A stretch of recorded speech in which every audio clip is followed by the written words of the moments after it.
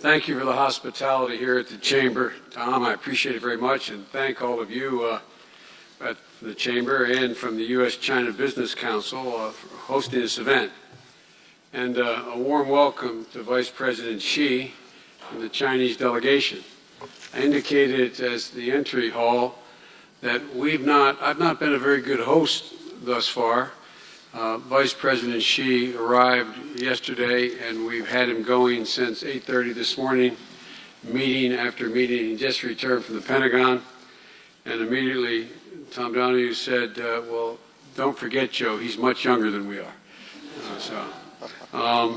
We're joined by so many distinguished business leaders, and this indicates at least two things, Mr. Vice President. They're honored to have you here as our guest. And secondly, how important they feel and we feel U.S.-China economic and trade relationships are for both our nations. And as you and I have discussed in the past, Mr. Vice President, we presume as well to think are important for the world at large. In this area, as in many others, we're working together to an unprecedented degree. Let me be clear. I believe, as the President said also to the Vice President in the Oval Office not long ago, we believe that a rising China is a positive development, not only for China, but also for the United States and the world. It will fuel economic growth and prosperity, and a rising China will bring to the fore a new partner with whom we can have help meeting the global challenges we all face. Even as our nations cooperate, though, as the Vice President has pointed out, we will continue to compete. As Americans, we welcome this competition. I've said to the Vice President before, it's part of our DNA. And it pushes our companies to develop better products and services and our government to craft better policies. But competition can only be mutually beneficial if the rules of the game are understood, agreed upon, and followed. I'm pleased that we've made progress in areas of concern. China's exchange rate is appreciating, though still substantially undervalued in our view. China is committed to rebalance its economy and has just informed us that it will move forward this year with a tax reform policy that will increase imports and promote consumption. China has also just told us that it will open third-party liability auto insurance market to foreign companies, and an important step in the reforming of the financial sector. And China has responded to our concerns about procurement policies and established a high-level body to strengthen enforcement of intellectual property rights as well.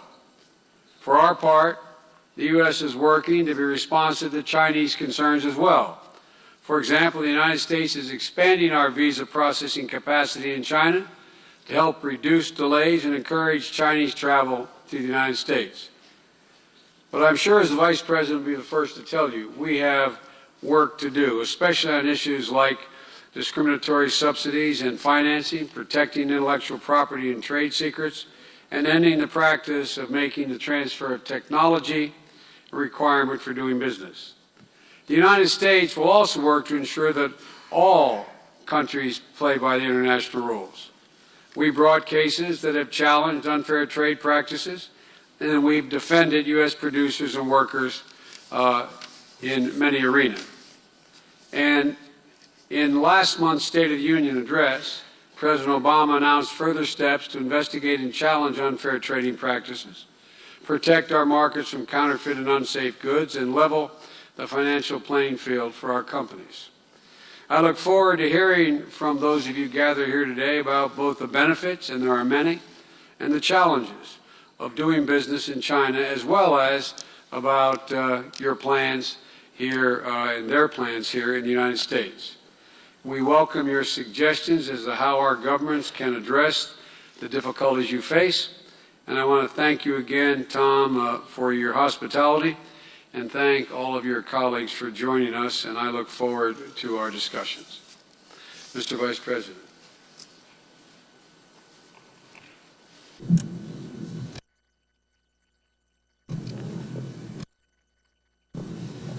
尊敬的戴总司 Vice President Biden, President Donoghue, Chairman Mutai-Kent, Chairman Wang Jifei, business representatives of both China and the United States, ladies and gentlemen, dear friends. It gives me great pleasure to attend this business roundtable in Washington, D.C., together with Vice President Biden. I wish to thank the CCPIT, the U.S. Chamber of Commerce, the U.S.-China Business Council for their careful organization, and business leaders of both countries for their active participation. The 20-plus business leaders from China and the United States present today include representatives of both the real economy, the financial sector, traditional manufacturing industry, and emerging industries. They represent both state-owned enterprises and private companies. The broad and active participation of business people in both countries has made the comprehensive, mutually complementary, and win-win China-U.S. economic relationship more colorful and more dynamic. The purpose of my current visit to the United States at the invitation of Vice President Biden is to implement the important agreement of the two presidents and advance the China-U.S. cooperative partnership. This morning, I met with President Obama and held talks with Vice President Biden. During these meetings, we had in-depth and candid exchange of views on China-U.S. relations and major international and regional issues of shared concern. We reached a new and important agreement that will help us enhance mutual trust, increase mutual understanding, and generate win-win outcomes. We had in-depth exchange views on economic and trade issues. We agree that China-U.S. economic relationship is highly mutually complementary and full of dynamism.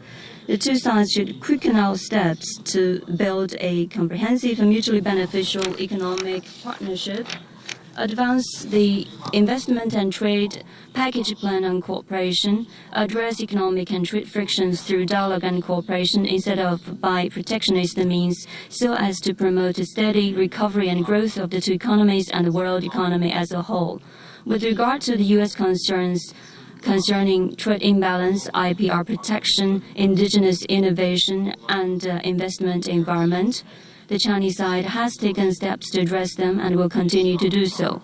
We hope that the U.S. side will adopt the same positive attitude and take credible steps as soon as possible to address Chinese concerns on lifting restrictions on high-tech exports to China and providing a level playing field for Chinese companies investing in America.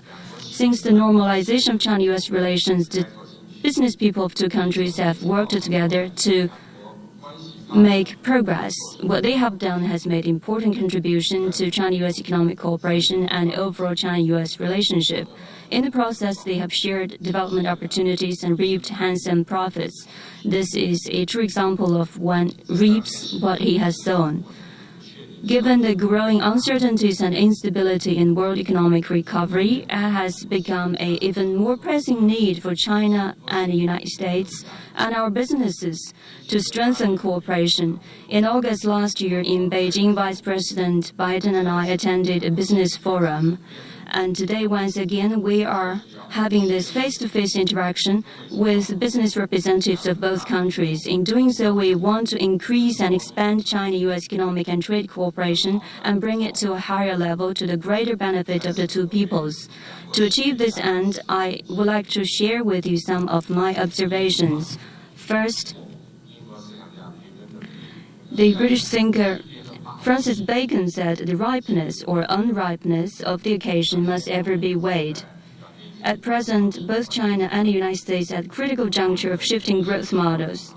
China is implementing its 12th five-year plan with focus on expanding consumption, upgrading service sector, and encouraging Chinese companies to go global, while the United States is implementing the National Export Initiative, investing in America and programs with focus on expanding exports, boosting manufacturing sector, and inviting in foreign companies.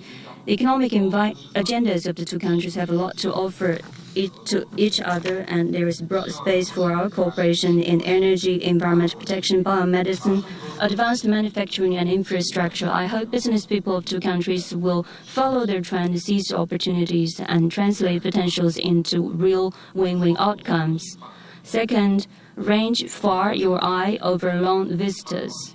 We should adopt a long-term perspective and have broad vision. The vision of an entrepreneur decides his strategy, his actions decide his attainments. I hope business people will not let the drifting clouds block their views, will not allow their hands to be tied by some temporary disturbances. Instead, I hope they will develop more and better products and services. Here I wish to congratulate General Motors for becoming world champion in car sales last year. As far as I know, the SICGM, a joint venture of SAIC and GM, now produces and sells 1.2 million cars every year. For 2 consecutive years, GM sales in China has exceeded its sales in the States. Last year, the urbanization rate of China reached 51.2%, with urban population totaling 690 million. With the continued process of urbanization, it is estimated that by 2015, the total retail sales of consumer goods in China will reach 32 trillion RMB yuan. During the 12th five-year plan period, China will import over $8 trillion worth of commodities. Such a huge Chinese domestic market offers broad space for mutually beneficial cooperation between Chinese and American business communities. We welcome more American companies to make investment in China. Third, to strengthen the role of China-U.S. economic relationship as the ballast and propeller in our bilateral relationship. These two metaphors of ballast and propeller shows how much weight our economic relationship carries and that it serves a strong driving force. Last year, bilateral trade hit a record high of $446.6 billion, an increase of 16% on year-on-year basis. At this rate, it is expected to top $500 billion.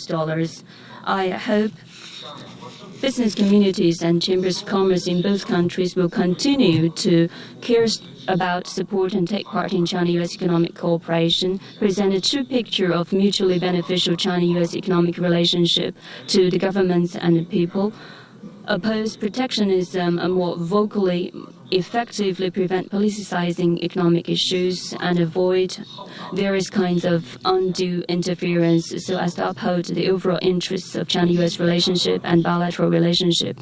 Fourth, running business conscientiously, honestly, fulfill corporate social responsibility. Both Chinese and American business people should come to realize that only with credibility a company can win good reputation. I'm happy to learn that Chinese Wanxiang Group in recent years has purchased some bankrupt American enterprises that has helped to keep more than 3,500 jobs for local people. And the Tianjin Pipe Corporation of China invested $1 billion in the state of Texas, creating 800 jobs for local people. I'm also happy to learn that some of the American companies represented here have taken active part in poverty alleviation and scholarship programs. All these have demonstrated the strong sense of social responsibility and morals of Chinese and American business people. I hope while expanding your business, you will further reward the local community, creating jobs for local people, increasing revenues for local governments, and taking part in the public welfare and community development projects so that our two people will benefit more from China-U.S. economic cooperation. Ladies and gentlemen, American writer Edward Bellamy said, "The golden age is before us, not behind us." Looking ahead to 2012 and even longer time to come, I'm fully confident that Chinese economy will maintain steady and fast development, that the U.S. economy will achieve strong recovery and growth, and that China-U.S. economic cooperation has a bright future. I sincerely hope that business people of two countries will seize the opportunity and strive for greater progress and write more success stories in China-U.S. economic cooperation. I thank you.